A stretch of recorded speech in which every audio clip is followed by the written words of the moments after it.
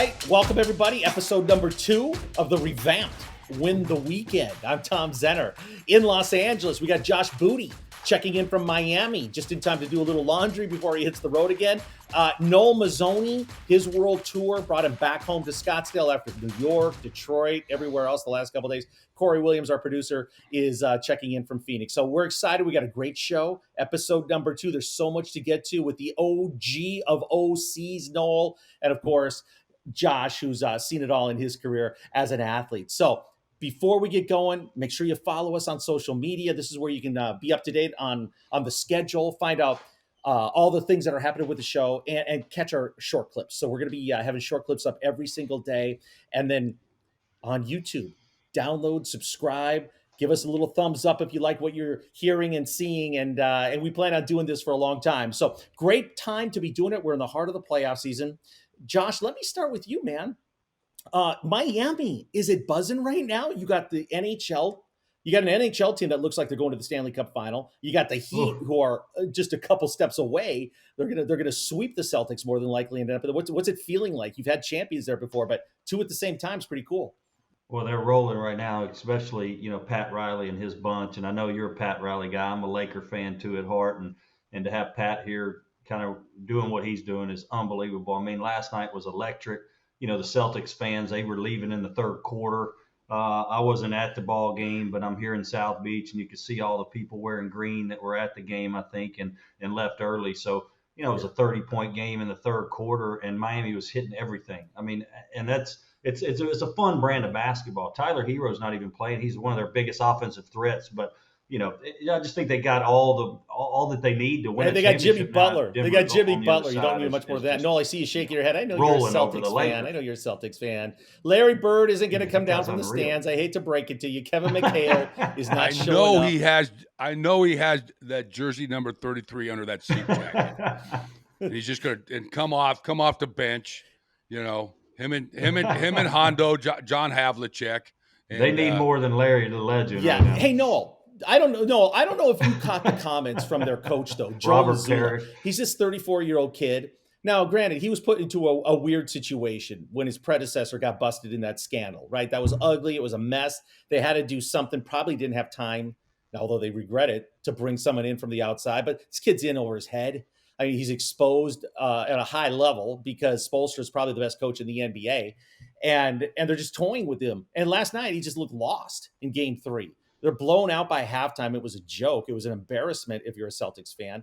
No, he comes out after the game, and I don't know if he's deflecting and trying to just take the heat away from his players, but he said he didn't have the team ready to play. How could a coach admit that? Okay, you're basically saying fire me. Let me pull my coach's manual out. I got it here some way. Number 1A is never say you didn't have your guys ready to play. All right? Say we got out-coached. Say we got to play better, we got to work harder, but never say I didn't have him ready to play. And I get it. He's young. He's probably trying to win the trust and of his team, of his players, and know, hey, I got your back, the whole deal. But that's not something you do. He's never been in this situation either. I mean, that's really he's never been in this situation. You're down 0-3 to a team that's on absolute fire. Yeah, Josh, what do you do? He's got to take it. You're a professional athlete. Let me ask Josh this. Differently. Are professional athletes so damn sensitive that a coach can't go to the podium and say, no, it was Jason Tatum's fault or it was this guy's fault? They didn't do their job. They're always protecting professional athletes. Is that so necessary? I think basketball, the dynamics of a head coach in basketball and the team is a lot different than, say, Belichick and his team or Saban and his team. Those guys will go, hey, listen, we made a lot of mistakes. We jumped off sides. Our offensive line played bad. We can't run the football. We can't defend anything. You know what I'm saying? They'll give you a real true breakdown. I think in basketball, they're almost like peers to their players. So it's a different dynamic in most situations. Like we know in San Antonio, it's not like that. Back in the day when Riley was probably with the Lakers or KC was with the Celtics, it was different because those guys were veterans. They were older guys. They were leaders of men. I think nowadays it's like it's almost like they're like their best friends. It's a different dynamic in sports, especially the NBA with coaches and players now. So I think they're just trying to fit in. And he's like going, listen, we did get throttled. We played flat. It's my fault. But the way he said it and the way the Boston media is just nasty, dude. They're going to rail this guy for that. And he might not be around very long. Like you said, they should have fired him after the game. But I promise you, they're going to be talking about it internally once they lose again tomorrow night, what they're going to do with that position, as a head coach, who they're going to bring in. And I think, Josh, I've just really seen the NBA is almost becoming an individual sport. Olympic sport, like you said, Belichick or Saban or in football or in, a lot, they talk in generalizations, right? We have to play better. We have to play better defense or in groups. Hey, our receivers didn't catch very well. You really never hear those guys, single guys out individually, right? Okay. Which you shouldn't. I mean, it's tough. Yes. They know how to define it. They know how to define it without hammering an individual. Now they'll do it in the players' meeting rooms, the staff rooms and all that. They'll I'm just telling you, the first guy they started with is not in the coordinators, so you just got to be able to handle it. Yeah, before they even get to the players, they're so this has always been my theory. Quick story. So I take my first coordinator's job at Ole Miss in '95. Right, they're paying me $45,000 a year to be the offensive coordinator at SEC football. So I look at it this way. Okay, so Billy Joe and Billy Bob are sitting up in the stands, and we're sucking on offense that day, and Billy Bob's bitching. Well, I freaking Mazzoni don't know what the hell he's doing. And Billy Joe looks over and says, bro, come on. They're paying the guy $45,000 a year. What do you expect? You get what you paid for, all right? Nowadays, they're paying that cat $1.2 million. They want him fired the next day. Yeah, but you know what? Hey, let me just stop you right here. Let me just say this. And this is the thing that bothers me a lot in sports. And I played sports and I covered it. Okay, I went to probably 100 Bulls playoff games when Michael was there. And I was part of the Boston media. So I know that thing very, very well. But why do the sensitivity level is so high? I mean, how about the media people that say, well, he's got a family. I don't know if they should fire him. You guys know what you sign up for, right? I mean, and they pay you to leave, right? And I'm not talking about you specifically, Noel, at all. I'm just talking about the coaching profession. You guys, look, you don't need any sympathy from everybody, right? You know what the game is like. And if you have a bad season, that's part of it. And you get paid and you move on, right? Well, it's just the whole landscape's different though, Tom. I mean, when you're making just even 10 years ago, when you're a coordinator making $150,000 or whatever a year, you're not on a multi-year contract. All right. Back then, you're not making the $2 million a head coach is for 5 years. And when you're fired as a coach, everybody forgets about it affects your children. I mean, my son went to 4 different high schools, right? Yeah. You're uprooting. I lived in 13 houses in 11 years. And it's usually, there's 2 ways too. You're going to move on because you get fired because you're not very good, or you're going to move on because you did really good and you're going to take a better paying job someplace. So you're always moving. We live in the craziest. Yeah, we live in the craziest of worlds. I mean, Nick Nurse, he's a buddy of ours, Toronto Raptors world champions 2 years ago. He's out of a job. He's going to be in Phoenix, or he'll maybe be in Boston. Who knows? But it's just the NBA is, those guys are so replaceable. I don't know why it's like that, and more so in that sport than others. But like in baseball, that doesn't happen. You don't fire a guy every other year. The Lakers have had 18 coaches in the last 15 years. It just doesn't happen like that in other sports. Basketball seems to be like there's just so many here's what it is. I just think the money's so good. I don't know what it is about the sport. They're paying these guys so much, they want results. Well, and the players have too much power in the NBA. They play when they want to play. They take the nights off when they want to play. And you damn well they're walking into the owner's office and saying, fire this coach. And a lot of times they believe or they listen to them. That's why I love what Pat Riley said. No players walking into my office and telling me to fire a coach. Could you imagine trying to do that with Pat? He'd wring your neck now at the age of 74 or 75. I can't believe the Lakers let him leave. Yeah, I know. But that's why he's built what he's built. He's the best. That's why he's built this team. I mean, it's unbelievable. They play hard every night. They got athletes across the board, and the culture is amazing. You know what I'm saying? Their fan base is not near as good as Boston, but their culture and their team and the way they play together and they fit. You know, it's almost like the Celtics, and I know Noah's a huge Celtics fan, but they fit back in the day. The Lakers fit Showtime. Now you could tell. I mean, in their biggest games, let me ask you, they as a play the coach best, that and you were there, you were awesome saying making 45,000 in the SEC. Now you got assistant coaches making 1-2 million. It's it's almost standard in the SEC. I got into it a little bit too early. I wish. Do you wish there was somewhere in the middle? Because if you were there back when it was under $100,000 for a coordinator, and that's a hard job. I mean, it's 17-hour days, it's year round, it's recruiting, it's not easy. Now the money's so big, it's a little bit maybe out of proportion, but it's such a it's a TV driven sport right now, college football, without 100%. A doubt. Would you prefer something in the middle where you make a good, comfortable living, and if you're there for a while, maybe even have a little generational wealth, if you earn it, or do you wish you were here for one of the extremes on the high end of the pay? I mean, it's hard for me to say because I kind of caught the tail end of it at UCLA and A&M, making good money but you're expected to, of results. When I took my first jobs at the Colorado States and the TCUs and the Minnesotas, I mean, you could be a 500 or less team, and it wasn't until year 3 or 4 that you start hearing the rumblings, right? We need to make a change.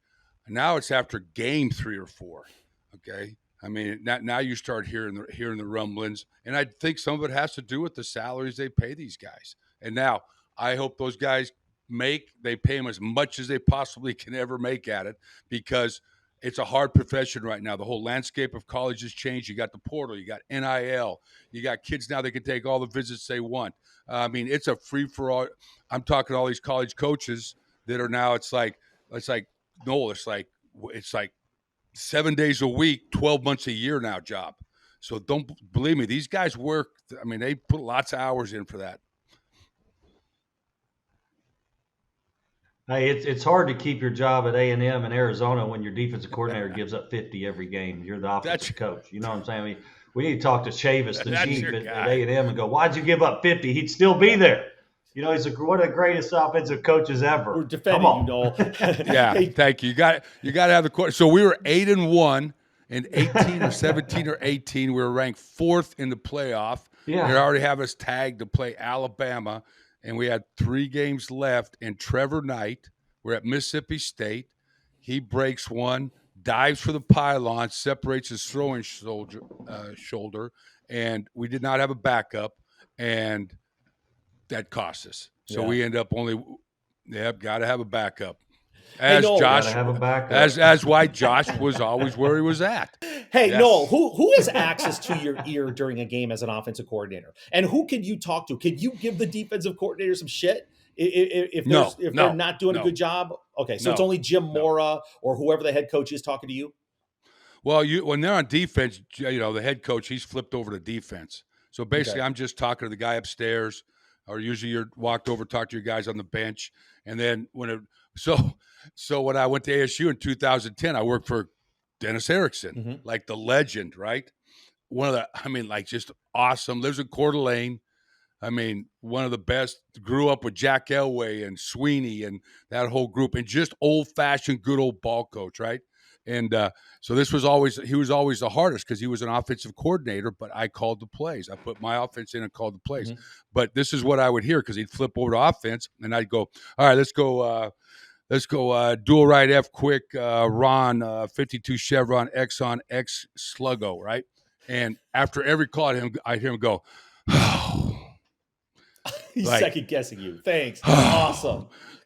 Yeah. So as a player, I go, so I'm just calling plays for once. I just wanted to say, oh, good call, Noel. Right. One time. Yeah. Just one time. A little less passive aggressiveness, right? I mean, my goodness. Yes. That's crazy. Hey, Josh, you have the unique perspective as someone that played for Nick Saban.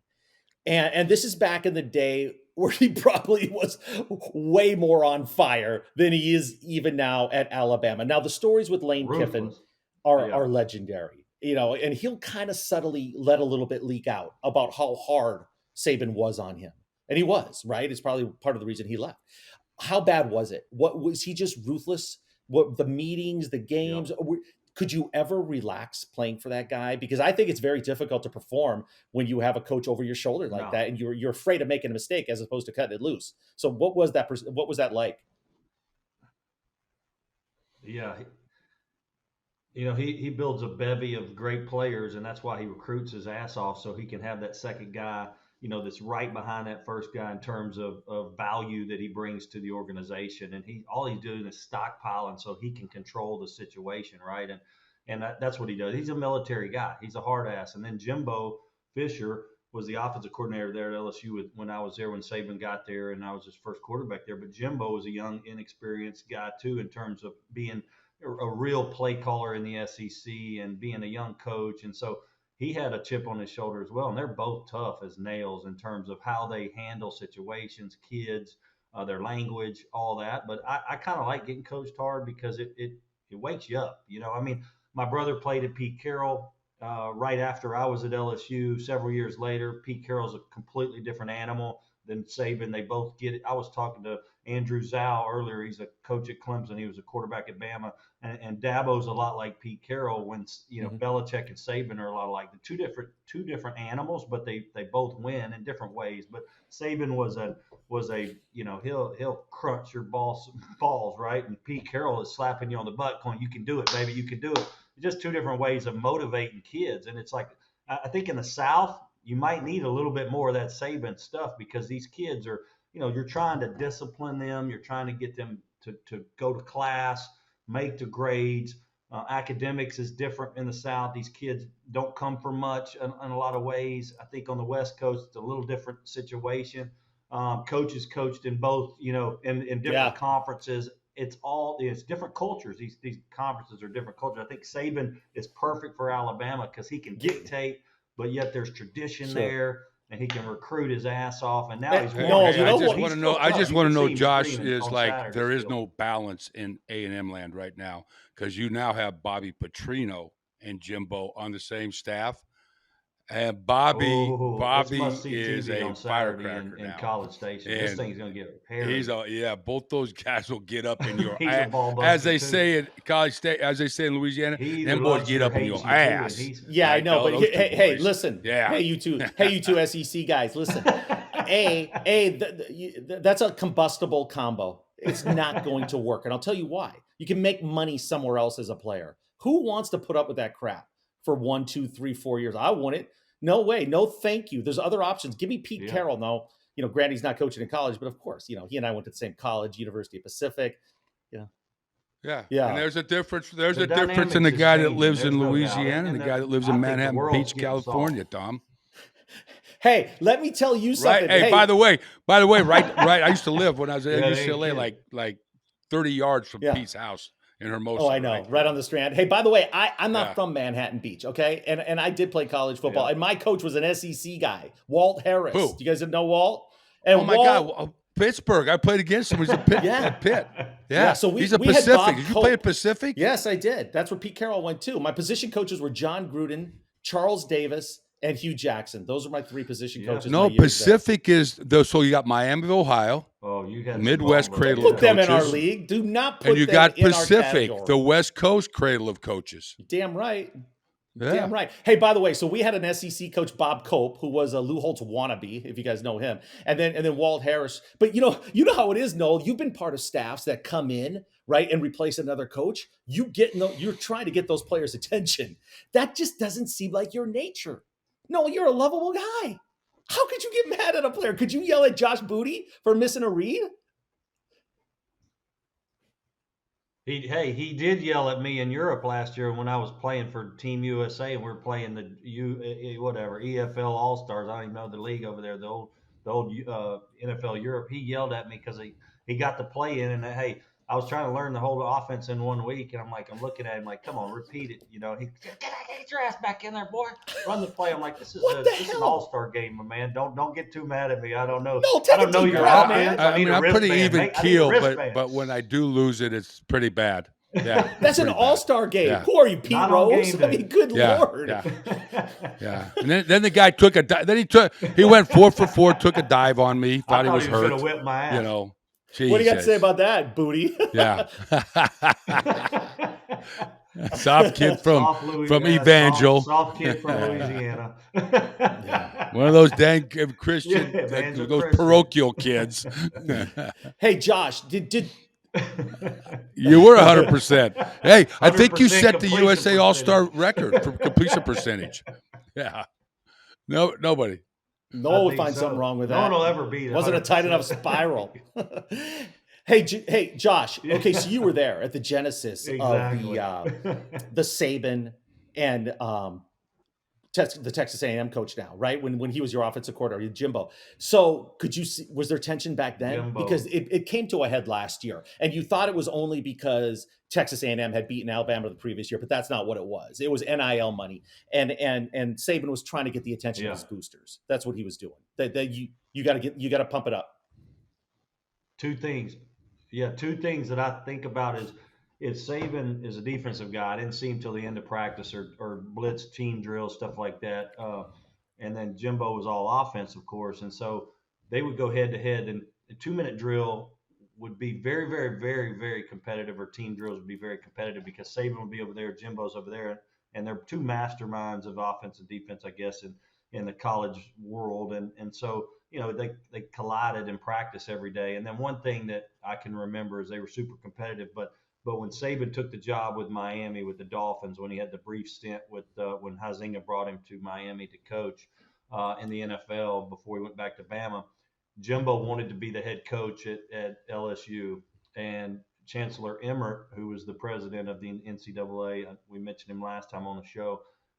He asked Saban, did he think Jimbo was ready to be the head coach? Because Jimbo wanted to be the head coach, and he was putting his name in the hat, of course. And Saban goes, I don't think he's ready yet. So Jimbo got really upset at Nick. That's back in whatever 2008 or whenever that happened, and you know that never happened. So Jimbo was never the head coach at LSU and moved on.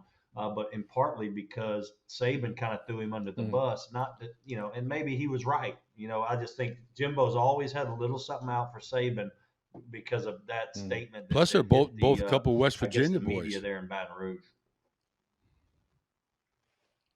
Yeah. No, they don't. And I'm sure they like each other and cordial, but they, you know, last year they get on.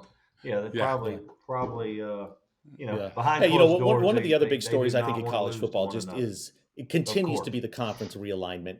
And UCLA, could you imagine that? Noel playing in the Big Ten when you were at UCLA? That would have been crazy. USC and UCLA going to the Big Ten. Now they're vetting, the way it sounds, what is it, Washington and Oregon, possibly moving them to the Big Ten as well. So what is going to happen to the once great and proud Pac-8, Pac-10, Pac-12, Pac-1? What's it going to be? I mean, I see San Diego State as a natural fit to move in, probably BYU. But if you lose two more teams, then you're BYU the already Pac-10 went. again.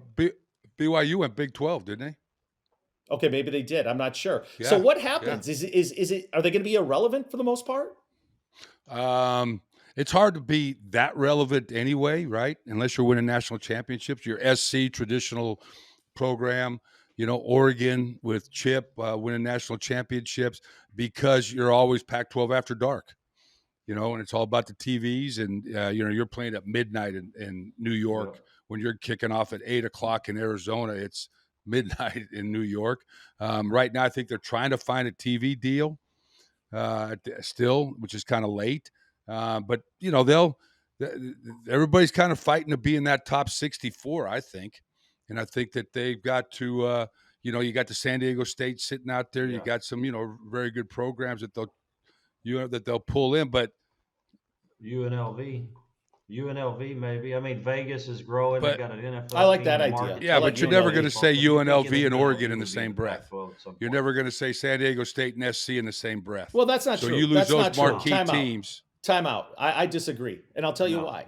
Because this can evolve. You get a big time booster like a Phil Knight. Maybe you get somebody in Vegas that pumps a lot of money, like the guy at Oklahoma State or something. I think now it is possible because you could practically buy players. So it's not going to happen quickly, but I could see UNLV, a glamour school like that. It's not glamorous now, but it is in Vegas. Maybe somebody makes it. I mean, look, think of UNLV in the heyday with basketball. It was like a traveling NBA team. They were in our conference watching Larry Johnson and those guys roll in. It was crazy. So I think I like that idea, Josh. UNLV, maybe. Yeah. Well, I just think Yeah. they got a chance because of the Raider Stadium there too. I mean, it could be a big venue deal, but I don't, I don't think that like Coach said. I mean, Washington's got tradition too. You've got certain teams that you just think of way more than the others, and I think that was the disparity in it all. Is like, okay, even though the Pac-12 hadn't been in a national championship picture that much lately, I think those teams like SC, UCLA, Oregon, Washington are teams that could, and Arizona State too. I mean, Arizona State's one of the largest school in the country, right, in terms of amount of students. I mean, and they're in a great market. I think Arizona State's another team that could be better than what they've been in the past. And I know they've had several good years in the last 2 decades or so, but not like they should. You'd think Arizona I've State always would be thought that the too. place I've to always go thought place that. for How them about in terms of football too. And I don't know. no? How was it recruiting to I Arizona can't State? believe Was that there a they problem? don't do Was it better. difficult? I mean, you got Phoenix, you got a major airport, you're close to LA, you got a lot going on, a lot of competition, but pretty vibrant campus. Was it difficult? Yeah, I don't know. It's kind of it's a funny deal. I mean, you're in Scottsdale, Arizona. Phoenix Open, Super Bowls are played here. You got Old Town. I think they've done a great job with their facilities. I think Dillingham's going to do a really good job. He really has pumped a lot of life into the program. Um, it's kind of a transient town, so the top players Mhm. usually leave town. But now with the portal is going to help the ASUs of the world because the kid that goes to Texas or the kid that goes to Notre Dame or those Drew Pine just transferred here from Notre Dame, was played 9 games for Notre Dame last year, a quarterback. Now those kids can come home and they're really making a push for that. With SC and Oregon out. Yeah, I got a soft spot in my heart for the school, for the town, for the whole thing. I'd love to see them to do great. So what Noel just said is, I know if you ask guys over 21 that have matured a little bit and understand the dynamics of Scottsdale and Old Town, yeah, if they could go back and do it all over again like yeah. me, Okay. where do I sign? Arizona State Okay. would be So number one. I mean, I these want to kids just don't revisit get it, Tom's right? I mean, they statement don't even know what they're missing. about we're going to say UNLV in the same breath as USC. I just kind of looked up the records here. The last time UNLV had a winning record was 2000. All right. And before that, it was 1994. So since 1994, they've had 2 winning seasons. So, yeah, I think within the next couple of years, they'll be thought of as the next SC. Fight on. Right? Come Don't on. bring facts and stats and history into an argument with me. Okay, this is all about who can yell louder, who can talk longer, and that's me. Okay, don't ever forget it. Hey, by the way, let me say this: why don't they just bring back what's his face that was coaching there a few years ago, Helton, and UNLV will catch him pretty quickly. It's all about money. Hey, let's turn to a topic here that's a couple weeks old, but we got a guy that would know a little bit about it, and it's fascinating. Nobody ever talks about college baseball recruiting, or excuse me, gambling and point spreads with college baseball. But we certainly have. The Alabama coach got fired. He was making what, $250,000, which is, that goes pretty far in Tuscaloosa, you would think. That's not bad. What happened, Josh? It's your alma mater. It's your school. You played baseball at LSU. Was there a lot of gambling on LSU games back when you were playing? Bula. No, not at all. LSU was ranked number 1 when they were playing Alabama. A couple of weeks ago when all this stuff happened. But the Alabama head coach had a starting pitcher that got a sore arm, so to speak. This is the word on the streets, and he was gonna have to go to a redshirt freshman kid that hadn't pitched in 6 weeks and had not prepared. And you're going up against the number 1 team in the country in LSU. And I think he gave that a little bit of tidbit of information to a big gambler up in the Midwest or the North that made some substantial, put some substantial money up on against Bama, of course, and so it kind of led to, some phone calls, some tracking of some phones, some text messages, and some text messages that had that guy telling him, hey, the guy that we're pitching today ain't gonna be able to get it done. Is what I'm hearing, and so. The guy was throwing some big money on it. And of course, LSU did win the game, covered the whole deal, whatever you want to call it, and it was a good bet that he was associated with. It was just, you can't bet against your team. I'd rather. I'm not against betting. I'm fixing to launch a betting app, but you can't bet against Well, that's your common team if you're sense. That's associated with 101. your team. If and I don't even think in the college, yeah, it does. Yeah, exactly. So, I think if you're betting for your team, that's a little different, Pete Rose style stuff. But Well, he I probably just think thought this is it going to has no slide under place the in radar college screen. sports, Who's going to really. notice, right? A You're few affecting. bets. Oh Well, yeah. Oh, or, we're gonna get killed. or I would put but my also money on thinking it if that, I were you. It's one of you're those deals Teflon. that No one's going to backfires. know. But I mean, this raises alarms, man. I mean, this stuff is monitored big Yeah. time. So if a lot of money is put on a college baseball game when there's no history of that, and it all comes into what? Wasn't he doing it in a casino in Ohio, right? So that phone calls start to be made. It's In Ohio, insane. it's That like is $2 or absolutely $3 the think million that this guy would be too. that stupid. It makes Yeah, me think that the guy he it's was giving the crazy. tips to had something on him, like he owed him, and he had to pay him back or something. It's just crazy because his career is He done. must have. I mean, how do you come back from that? Pretty tough, That just goes to show you never take phone calls from a guy named Yeah, I Joey don't know. I Bag of mean, Donuts. he. right? Noel, was that ever an issue? Yeah. Is that constantly an issue Or in modern Art day Schleister. college football? Talking to your kids about that and making sure no one's slipping onto the practice field and talking to your guys, or is that overblown? Yeah, I mean, I'll be honest with you, in 30 some years, I tell you the only really talking to that we ever got to the players by the administration about gambling was about Final Four. Mm-hmm. When Rick Neuheisel had to deal in Washington, and it Yeah. was a Mark office Brannon. pool, and so I mean they always we got memo Yeah. after memo and meetings Bracket. Final Four's coming, guys. Don't be betting on don't be betting on the Final Four. Right, but that's before sports gambling was legal. Mm-hmm. Yeah, I know Online. the NCAA. Yeah, I know the NCAA won't let these kids do NIL deals with gambling companies, and which is crazy because Barstool is a social play, and Barstool has NIL athletes. I just don't know how they get around it, but they're not supposed to. They don't. They're not No. supposed to do NIL deals. You know, with when gambling companies or, Barstool alcoholic repped the bowl in beverage Arizona companies. at Tucson, remember a couple of years ago, and I think maybe COVID wiped it out or something. I can't remember. It seems like Yeah. they didn't play it or whatever. But I thought Portnoy was going to put a bet like on at halftime or something, or pay one of these guys, combine a little NIL and betting. I thought that was a huge, opportunity for him. But man, it's crazy, how big it is, and when you consider the amount of money FanDuel, BetMGM, and all these guys are spending, and here in California, we can't even like download FanDuel. We can't even, unfortunately, do that. We have to go, I know it. Their marketing budgets are ridiculous, that's for sure. And then you see guys like Mattress Mack throwing $13 million or whatever, $3 million on a college football game or college basketball game. It's amazing how he's covering all that up with other ways of creating revenue for himself from a marketing perspective. Noel, do you know who Mattress Mack is? Who Josh just mentioned? Of course I do. Yeah. I've bought a mattress from him before. Okay, so I lost a bet to him. So hey, so this is a good Mattress Mack story. So this is in 2017, and the year that the Astros won the World Series. So we produced a book on the Astros World Series champion, right? We were selling it, and then I was in Houston all the time promoting it and whatnot. And I thought, I got to get to Mattress Mack. He's got such a big name there. He's got all those stores, gallery furniture all over Houston, doing so many good deeds. The floods, the hurricane. He's letting people sleep at the store, the whole thing. So I set up a meeting with him, and I show him the book, and he loved it. And he's a huge Astros fan. Plus, he wanted to recoup some of that money the next year in case, because he always hedges himself, right? He always protects himself. But he ended up buying like the rest of the books I had. But I'll tell you what, man, you don't want to negotiate with him.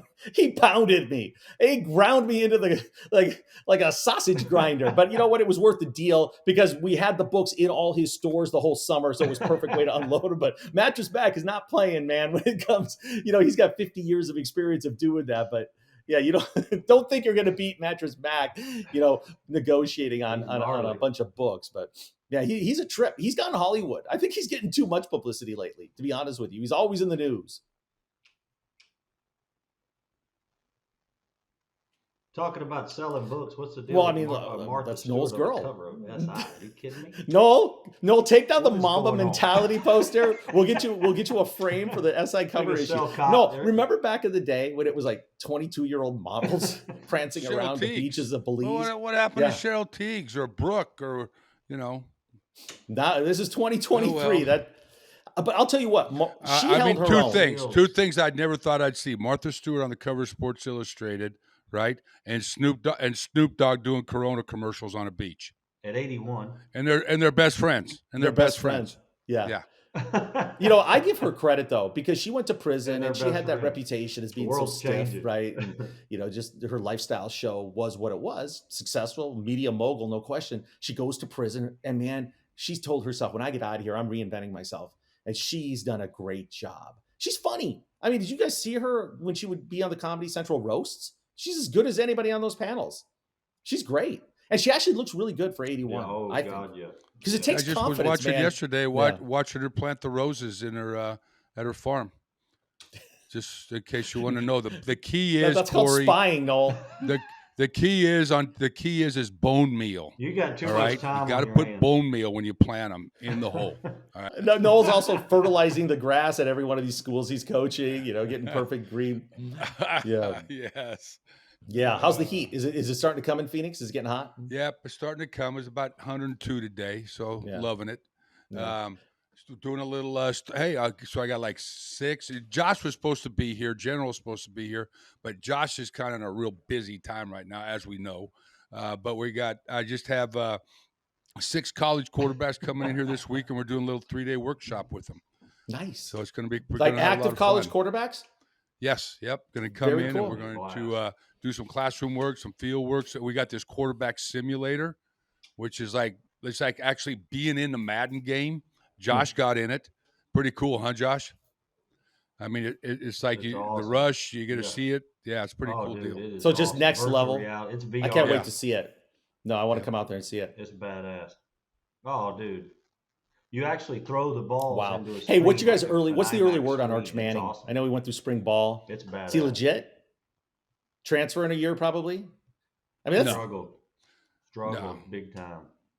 Oh, I don't know, but he struggled. But he's a freshman. I just heard he struggled. He's like 3 of 16. But dude, he's a freshman, and he just stepped on campus, and he's got all that pressure. But as far as although the last freshman I started was actually freshman of the year, and Josh Rosen. He set all the freshman records, but I'm not saying nothing about Sark. Oh yeah, well he.